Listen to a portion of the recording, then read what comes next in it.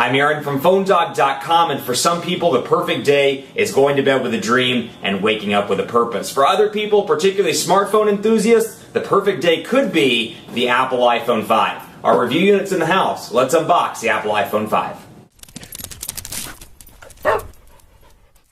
5 alive. It's finally here. After years of covering this thing as a rumor, the Apple iPhone 5 is in the house. This is the 32GB version. This is the black version as well. Announced a few weeks ago at Apple's event. This thing is available now as of today at retail stores, and if you pre-ordered it, most of the pre-orders are coming in today. If you pre-order it starting today, though, it's on a 2 to 3 week wait, depending on where you look to buy it. Packing a dual-core 1 GHz Apple A6 CPU, this thing has a gigabyte of RAM. They've upped the display to 4 inches, still a Retina display with 326 ppi, and then you've got an 8-megapixel camera that's improved as well. And out of the box, you get the iPhone 5 earpods with a remote mic, Lightning to USB cable, which, as you may know, they changed around the port. It's a Lightning port now, and there are some minor design changes as well. Special thanks to Best Buy Mobile for giving us devices like this for use in our One Paw Bandit giveaway game. When you go into Best Buy Mobile, you'll walk out working with your iPhone 5. They'll help you set up your email, your web, your contacts, your settings, all that stuff. So when you walk out the door, you're good to go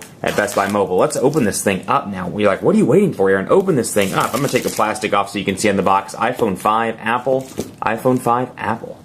And of course down there, all the barcodes that you need. So this is what it looks like out of the gate. There is the Apple iPhone 5. Noticeably taller. It feels like a TV remote. It actually feels a little bit odd in the hand, but that's because for the past 2 years, we've been carrying some variant of the 4. The 4, the 4S with the exact same design. Looks a little funky. It's definitely different. This is the first time I've had any hands-on with this device myself. And I can tell you it's a little bit strange to hold this in the hand. It literally is just like they took an iPhone and stretched it up. It's an odd feeling. So front-facing camera there, HD camera for FaceTime. And like I said, 8-megapixel camera, and then the metal on the back. It's noticeably lighter as well. It honestly feels like a device where the battery isn't installed yet.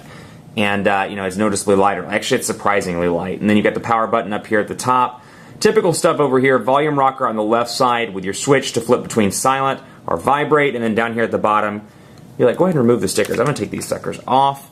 And one of the biggest things that's surfacing on news websites today is talking about the metal back, that there are already scratches on some devices out of the gate. Doesn't look to be the case on this one. It looks fine, but I've taken an up-close and personal look once we finish the unboxing. So I'll take the stickers off, and I can't get over a couple things. One, surprisingly light. Two, it feels weird in the hand because it literally feels like they just stretched an iPhone 4S.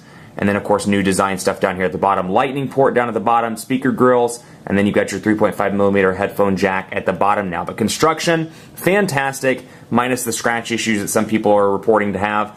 It feels fantastic in the hand, has a nice look and feel to it, feels like a premium device. Let's see how many times I can say feel in a sentence. Feel, feel, feel. And then out of the gate, designed by Apple in California, typical stuff here. Again, very much an evolutionary update in a lot of ways, despite the fact that it packs a dual-core processor. Well, hello there. Well, hello there. Apple stickers and then the iPhone info. It's just nice to get this thing in. I've been waiting for it all morning so I can do the unboxing for you guys. And then, of course, the earpods as well. Apple's new earbuds. We'll take a look at those along with the typical Apple AC adapter module, and then the Lightning cable down here in the box. Folded up a little bit differently, as you can see. Actually, surprisingly, folded up well. I'm going to go ahead and remove this so you can see what the Lightning port looks like here. And then you've got, bam, Lightning. Very small in comparison. Let me get that focused in so you can take a look here. Get these drift issues to stop. Take a look at the Lightning port there. Pretty impressive all around. Very, very small, and it'll go in either way into the unit and plugs in just like that. So quick and easy to plug in, and it is powering up now. I guess it detected that I plugged that in, and the Apple logo is starting up. Then you have this, Apple's earpods. We'll take a look at these as well. Looks like they're wrapped in some plastic. While that's booting up, let's do this. And let's take a look at these because they look pretty unique. One of my biggest pet peeves about iPhones, the earbuds. Earbuds have not been great. I have very odd ears, and I usually get the ones that will go in ear. And with this one, let's see, left, and I'm going to hold it up and I'm going to put it in. It feels a little better in the ear, a little bit easier to put in, but those will be put to the test in the full review, so stay tuned for that. Still nice to see an accessory that Apple, I guess, would consider a premium accessory, quote unquote, included in the box for the same price. So for the same price, $200, you get earpods. That's pretty nice. A little bit bigger box as well. So let's take a look at the device and get this thing configured and ready to go. Welcome, welcome, thank you. Country, region, US. Display is still beautiful. 4-inch display. It is noticeably larger, but again, I can't get over the fact that it just feels like they stretched the iPhone. And then United States is our region. Let's go ahead and use the cellular connection once we get it up and running. Let's see here. And we'll activate that and see how long it takes. Could not activate. Let's try again over cellular. You know what? It may take some time. Actually, it's not showing Verizon either. And looks like I can't bring down my notifications area. Try again over cellular. Let's see if we can get this to work. It may take a few minutes. I'm going to take you at your word, Apple.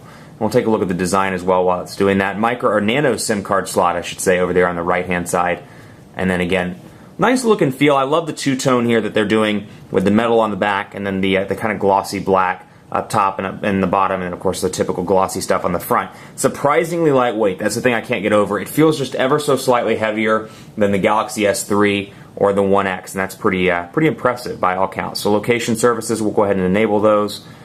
We'll go ahead and set up as a new iPhone, and we'll skip this step for now. And yeah, let's skip that. I don't know why it's taking its sweet time. Let's see what's going on here. Getting a nice little banner thing going across this. Skip this step. See if it'll let me. Man, sign in with an Apple. Looks like it's frozen up. Nice. Impressive. All the Android fans are like, ha ha ha, Apple sucks. iPhone 5, losers. Hoo-ha. And terms and conditions, of course, we agree to those as always. Yeah, we're going to use Siri. Why not? No, don't send diagnostics. Thank you very much. Start using the iPhone. And the first thing you'll notice as well, there's a panel missing now because the touch screen or the touch input's been directly integrated into the display. So you got that here out of the gate. Weather would like to use current location. And we'll wait for it to kick over onto Verizon's 4G LTE. But otherwise, it looks very much like a typical iPhone. iOS 6 pre-installed out of the gate on this thing. Got your messages here. And you can see the new blue banners that people either love or hate right there. And then we'll go over here and take a look at Passbook as well. Simplest way to get all your passes in one place. Boarding passes, tickets, store cards, and coupons. I'll go to the App Store and take a look at what comes in the Passbook stuff out of the gate.